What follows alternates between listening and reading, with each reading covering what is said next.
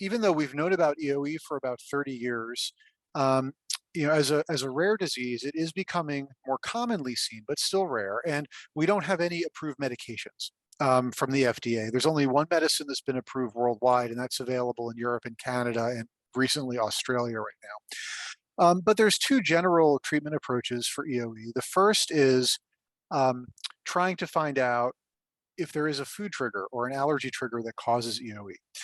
That's a process called elimination diets. And what's confounding about this process is our usual allergy tests don't actually predict what's going on in the esophagus. So we're left with what we call empiric diets, where we remove the triggers that we know most commonly may trigger EOE in patients, but it's not a very individualized approach. And so these are foods most commonly like dairy, wheat, egg are really the top three. Soy is the top four. And then to a lesser degree, nuts and seafood, and even a lesser degree after that, maybe beef or corn. And so often we start with a less restricted diet now, maybe eliminating dairy or dairy and wheat, and assessing whether that may improve. But some of these diets, like the 6 food elimination diet, getting rid of the top 6 allergens, are quite restrictive and can be difficult to adhere to all the time. But nevertheless, when they work, they're quite effective, and you can manage EOE without a medication treatment. On the other hand, you have medications. And the two main classes of medications that we use to treat EOE right now are proton pump inhibitors, which traditionally are anti-acid and anti-reflux medications, but they actually have a direct effect on the allergic mechanisms in EOE and can be helpful from that standpoint. And then the second type of medication are what we call swallowed or topical steroids, where we currently have, at least in the US, have to adapt asthma medications. And these are medicines like budesonide or fluticasone. And rather than breathing them into the lungs, we sort of modify them to make either syrups or powders that you can swallow and coat the esophagus.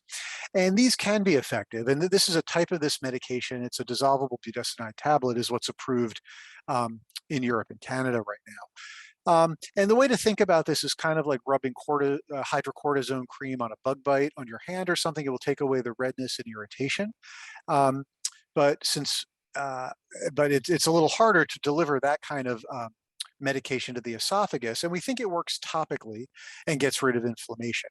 So those are our main choices right now. But because we've learned so much about the allergy mechanisms underlying EOE and some of the drivers of disease in the certain chemicals, there's now quite a lot of interest in new treatments that may be more targeted to EOE. And so this is really where the 1104 medication comes in. And it's an oral medication that is not a steroid. And what it does is it's a medicine that's derived actually from another type of bacteria called Mycobacterium tuberculosis. But what it is that type of bacteria is quite good at evading the immune system in our bodies and kind of tamping down the normal immune response. And so 1104 takes advantage of that as sort of an immune regulatory protein. And it interacts with some of the cells, particularly T cells and another kind of cell that's called a dendritic cell. These are the cells that present the types of antigens, antigen allergies or environmental antigens in the esophagus and GI tract and start this allergic cascade. And so the medication hopefully will interrupt that process and begin to decrease the allergic response.